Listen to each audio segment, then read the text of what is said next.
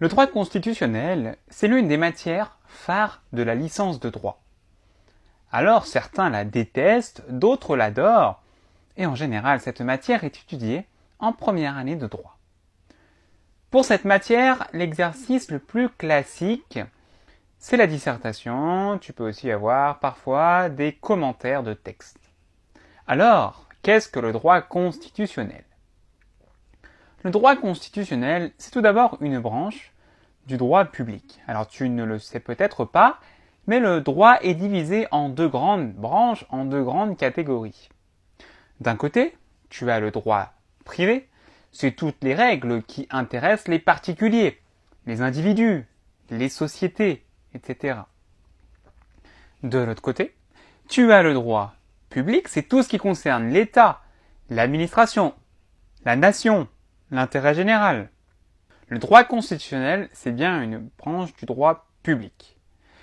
Plus précisément, le droit constitutionnel est l'étude des règles juridiques sur la forme de l'État, sur la Constitution, sur le gouvernement, sur les institutions publiques d'un État. On étudie aussi les règles sur les citoyens, sur le mode d'élection, sur le pouvoir politique. Alors ce qu'il faut bien noter, c'est que le cours de droit constitutionnel est généralement divisé en deux parties, qui équivaut généralement aux 2 semestres.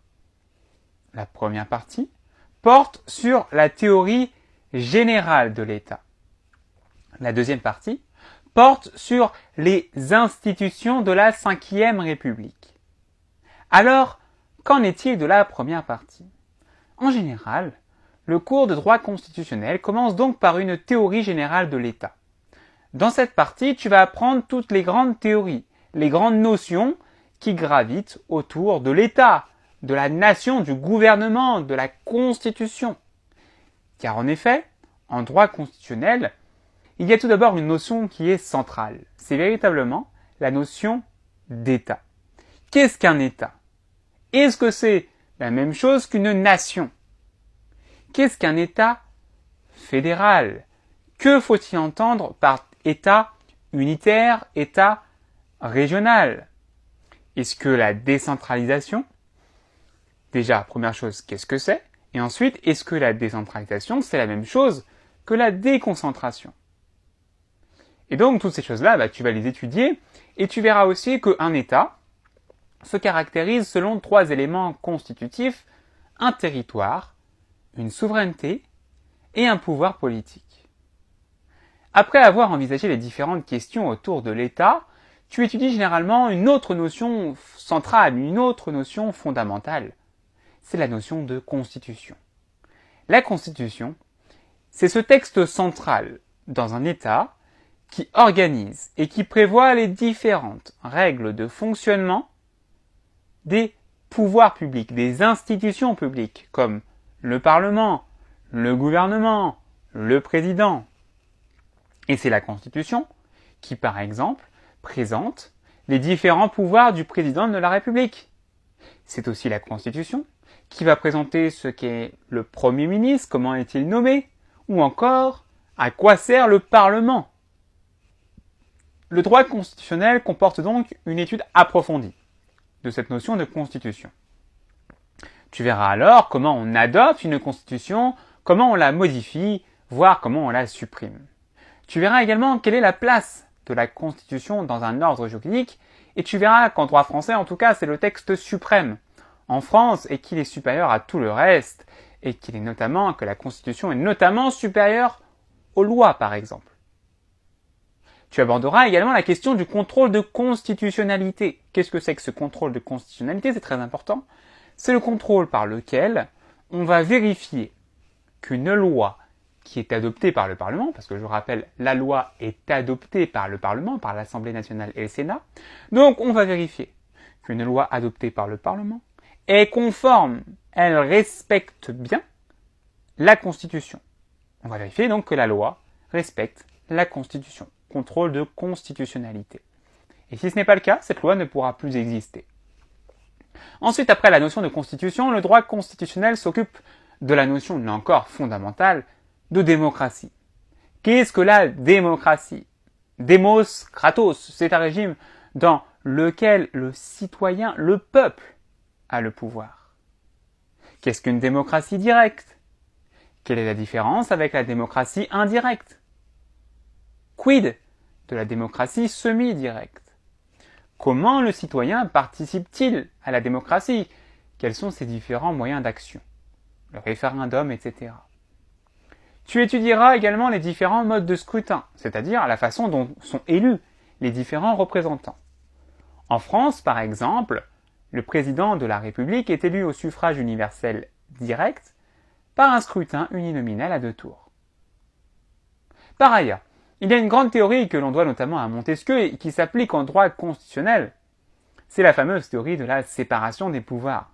Cette théorie est fondamentale puisqu'en France, aujourd'hui, les 3 pouvoirs, le pouvoir législatif, faire la loi, le pouvoir exécutif, appliquer, exécuter la loi, et le pouvoir judiciaire, dire le droit, eh bien ces 3 pouvoirs ne sont pas réunis entre les mains d'une seule et même personne. Le pouvoir législatif appartient au Parlement, le pouvoir exécutif au président de la République et son gouvernement, et enfin le pouvoir judiciaire aux tribunaux et juridictions. Enfin, cette partie sur la théorie générale de l'État s'achève généralement par l'étude de différents régimes étrangers. C'est ainsi qu'on étudie les règles du régime présidentiel des États-Unis. Tout d'abord, voilà, on peut tout d'abord être amené à étudier les règles du régime présidentiel des États-Unis. On peut aussi être amené à étudier les règles du régime parlementaire britannique. Ou encore, on peut être amené à étudier les règles du régime allemand, qui est un État fédéral avec ses différents Länder. Voilà, donc on peut être amené à faire ce qu'on appelle du droit comparé. Voilà, c'est généralement ce qu'on fait en fin de semestre. On fait un petit peu de droit comparé pour étudier ce qui se fait ailleurs qu'en France. Puis voilà, donc on a fini cette première partie relative donc à la théorie générale de l'État. Puis, en général, au deuxième semestre, le droit constitutionnel consiste généralement à étudier les règles applicables en France.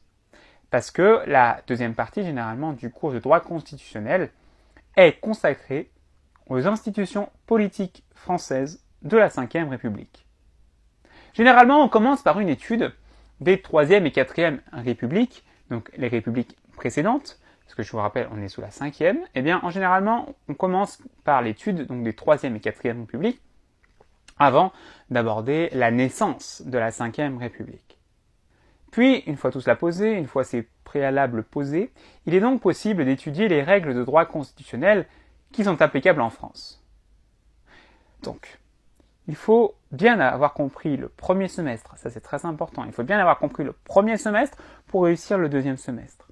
Parce que concrètement, la première partie du cours, ça porte sur la théorie générale de l'État, donc ça pose les grandes notions, les grands thèmes, les grands fondements du droit constitutionnel.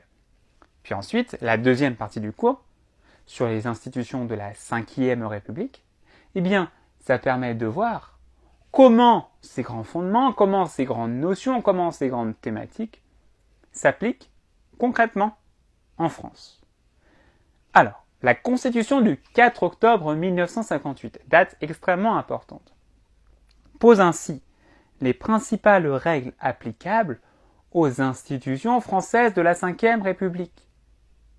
Ce texte pose un certain nombre de fondements et, on le rappelle, la France, c'est une république indivisible, laïque, démocratique et sociale, comme l'affirme le très célèbre article 1er de la Constitution. Cette Constitution française de la Ve République est fondée sur le sacro-saint principe de la séparation des pouvoirs et on a, en France, un régime démocratique. Puis, après avoir étudié les fondements du droit constitutionnel français, on étudie généralement en profondeur les différentes institutions de la Ve République.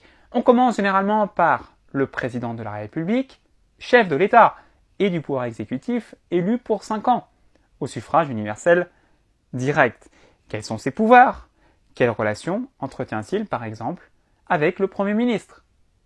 Ensuite, après avoir étudié donc le pouvoir exécutif, président, Premier ministre, eh bien, il s'ensuit également, généralement, l'étude du Parlement. Le Parlement, c'est le titulaire du pouvoir législatif.